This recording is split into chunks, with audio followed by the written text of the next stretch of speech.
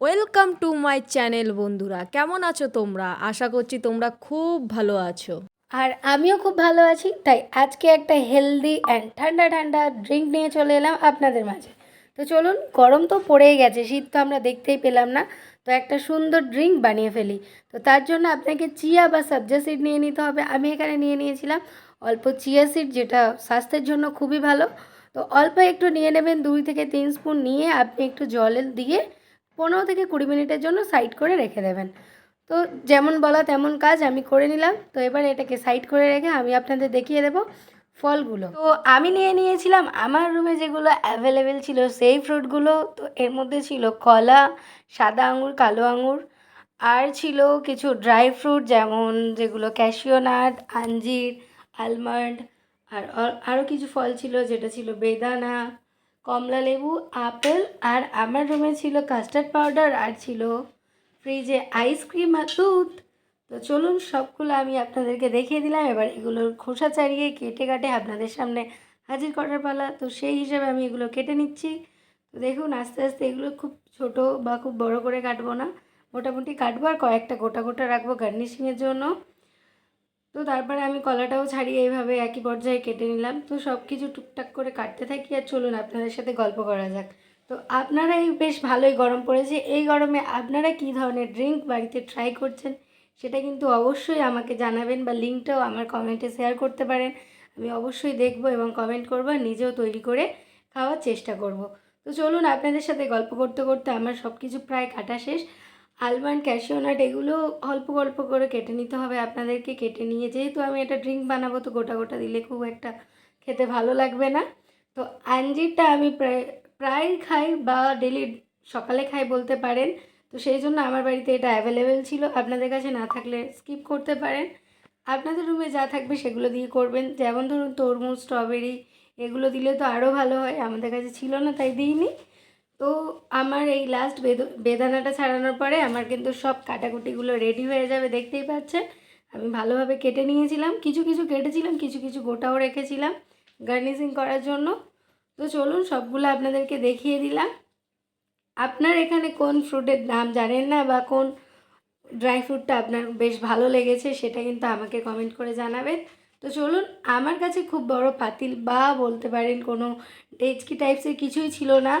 যেহেতু আমরা রুম থেকে বাইরেই থাকি, সেই জন্য আমাদের কাছে ছিল ভাতের হাঁড়ি, আর সেই হাঁড়িটাতেই বানিয়ে নেবো আজকে আমাদের ড্রিঙ্ক। তো এখানে আমি নিয়ে নিয়েছিলাম আমুল দুধের 500 প্যাকেট একটা। তো নিয়ে আমি ওখানে দিয়ে দিয়েছিলাম হাঁড়ির মধ্যে দুধটা নিয়ে খুব ভালোভাবে আমি একটু স্টাইল মেরে ফাটিয়ে দুধটা ঢেলে দিলাম, আর তারপরে ওর মধ্যে দিয়ে দিয়েছিলাম চকো পাউডার। কিন্তু ভালো লাগছিল না বলে ওই জন্য আপনাদেরকে দেখাতে পারিনি। তো তারপরে আমি যে আইসক্রিমটা আপনাদের দেখিয়েছিলাম, এই ভ্যানিলা ফ্লেভারের আইসক্রিমটা আমি এখানে দিয়ে দিলাম, দিয়ে খুব ভালো করে গুলে নিলাম। তো বেশ ভালো করে নাড়াচাড়া করার পরে দেখুন, চকো পাউডারটার জন্য আমার জুসটার কালারটা বেকার হয়ে গেছে। তো তারপরে আমি যে চিয়া সিডটা ভিজিয়ে রেখেছিলাম সেটা ওখানে ঢেলে দিলাম। তো ঢেলে দিয়ে একটু নাড়াচাড়া করে নেব। নাড়াচাড়া করার পরে এবারে তো আমার পালা ওই যে ফ্রুটগুলো দেওয়ার। আমার মনে হচ্ছিলো দুধটা একটু কম, তাই আবার একটু দুধ নিয়ে আমি ঢেলে দিয়েছিলাম। তো এবারে আস্তে আস্তে আমি ফ্রুটগুলো দিয়ে দেব। তো আপনাদের হিসাব মতো আপনি কতটা ফ্রুট খাবেন বা খাবেন না সেই হিসাবে দেবেন। তো আমি এখানে চিনি, মধু বা কিছুই দিইনি, কারণ আমি খুব বেশি মিষ্টি পছন্দ করি না। যেহেতু এটা আমরা রাতের বেলা খাচ্ছিলাম, মানে এই সন্ধ্যার নাগাদ বলতে পারেন, তো সেই জন্য আমরা খুব বেশি মিষ্টি খাইনি। তো চলুন, আস্তে আস্তে আমি সব ফ্রুটগুলো দিয়ে দিলাম। দেখতেই পাচ্ছেন এটা আঞ্জির আছে, আগে সেগুলো দিয়ে দিলাম। এবারে কমলা লেবুটা কেটে দিলে টক টক হয়ে যেত, সেই জন্য গোটাই দিয়ে দিয়েছি। আর তারপরে আমি এখানে দিয়ে দেবো কিছু আইস কিউব। আর আইস কিউবগুলো ছাড়তে চাইছিল না, সেই জন্য আমি একটু নাড়াচাড়া করে নিলাম, সেই জন্য লেট হয়ে গেছে। তো যাই হোক, এখানে আমার কিন্তু জুসটা প্রায় রেডি হয়ে গেছে। তো চলুন, এই ড্রিঙ্কটা আপনারাও বানান, আমাকে কমেন্ট করে জানাবেন কেমন লেগেছে আপনাদের খেতে। আপনারা চাইলে এটার মধ্যে মধু বা চিনি অ্যাড করতেই পারেন, আমরা যদিও অ্যাড করিনি। তো তারপরে আমি এর মধ্যে দিয়ে দেবো কাস্টার্ড পাউডার। তো কাস্টার্ড পাউডারটা অ্যাড করা সেটাও আপনাদেরকে দেখিয়ে দেব।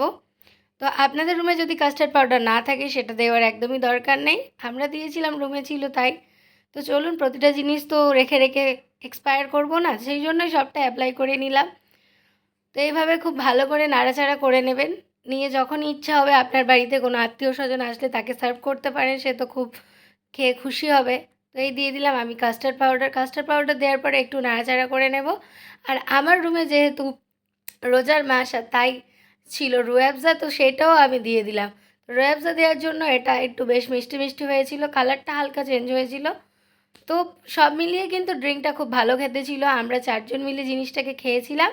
তো ভীষণ ভালো লেগেছে আমাদের। আমার এই ধরনের ভিডিও যদি আপনারা আরও দেখতে চান অবশ্যই কমেন্ট করে জানাবেন। তো কালকের পর থেকে হয়তো আমরা খুব কম ভিডিও দিতে পারবো, কিন্তু আশা করছি ভিডিও দেওয়ার চেষ্টা করব। তো চলুন, আমার কিন্তু ড্রিঙ্কটা রেডি। আর আমি ওটা একটা গ্লাসে সার্ভ করছি। তো পরপর 4টে গ্লাসে আমি সার্ভ করে নেব এবং 4 জন এটাকে বেশ মজা করে খেয়েছি। যেমন ধরুন হুট করে একটা পার্টি বলতে পারেন, কোনো ড্রিঙ্ক, অ্যালকোহল বা স্মোক এইগুলো ছাড়াই কিন্তু আপনি এইভাবে মজা করে পার্টিও করতে পারেন, বন্ধুদের সাথে টাইম স্পেন্ড করতে পারেন। তো যেটা আমরা করেছিলাম। তো তারপরে 4 জন পরপর 4টে গ্লাসে ভরে নিলাম।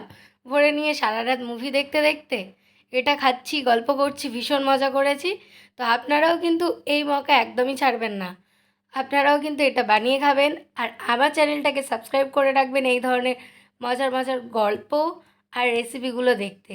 ঠিক আছে? Tata, bye bye. আবার দেখা হবে নতুন একটা ভিডিওতে। আর তার জন্য কিন্তু আমার চ্যানেলটাকে আপনাকে সাবস্ক্রাইব করতে হবে। আর রুমে হ্যাঁ, আপনার যদি কেশর থাকে ওটা দিয়ে দেবেন, একটু গার্নিশিংও হবে, কালারটাও চেঞ্জ হবে। তো এইভাবে আমার ভিডিওটা শেষ করলাম। ভালো থাকবেন, সুস্থ থাকবেন। Tata, thank you for watching.